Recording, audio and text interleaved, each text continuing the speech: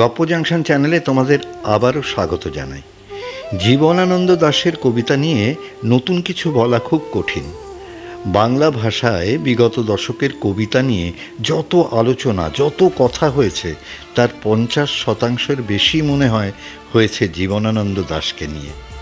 বাংলা ভাষায় যত বড় কবি এসেছেন গত 70-80 বছরে, তাদের সবাইকে জীবনানন্দ কোনো না কোনোভাবে প্রভাবিত করেছেন।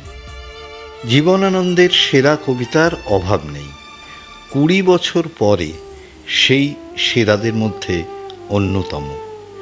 বনলতা সেন কাব্যগ্রন্থে বনলতা সেন কবিতার পরেই আছে 20 বছর পরে এই কবিতাটি। কবিতাটি সরল রৈখিক হলেও কবি যেভাবে শুরু করেছিলেন সেভাবেই শেষটাকে টানলেন, কিন্তু বৃত্তের মতো এক বিন্দুতে না ফিরে।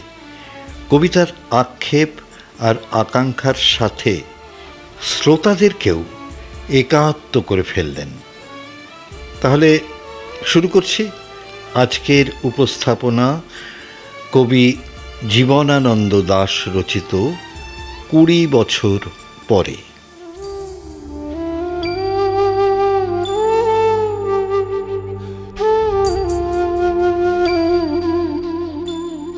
আবার বছর 20 পরে তার সাথে দেখা হয় যদি, আবার বছর 20 পরে হয়তো ধানের ছড়ার পাশে কার্তিকের মাসে, তখন সন্ধ্যার কাক ঘরে ফেরে, তখন হলুদ নদী নরম নরম হয়, স্বর কাশ হোগলায় মাঠের ভিতরে।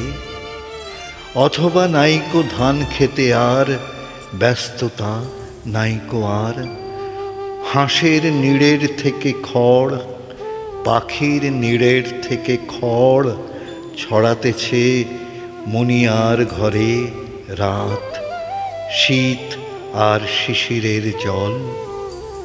জীবন গিয়েছে চলে আমাদের 20 বছরের পার, তখন হঠাৎ যদি মেঠো পথে পাই আমি তোমারে আবার, হয়তো এসেছে চাঁদ মাঝ রাতে এক রাশ পাতার পিছনে, সরু সরু কালো কালো ডালপালা মুখে নিয়ে তার, শিরিষের অথবা জামের, ঝাউয়ের, আমের।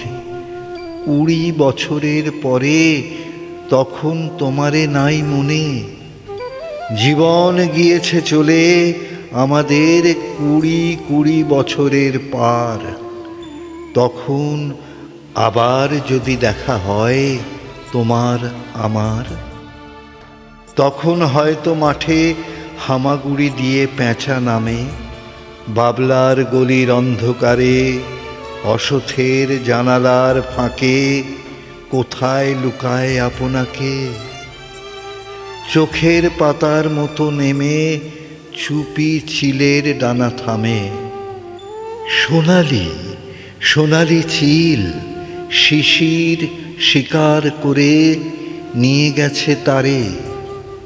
20 বছরের পরে সেই কুয়াশায় পাই যদি হঠাৎ তোমারে।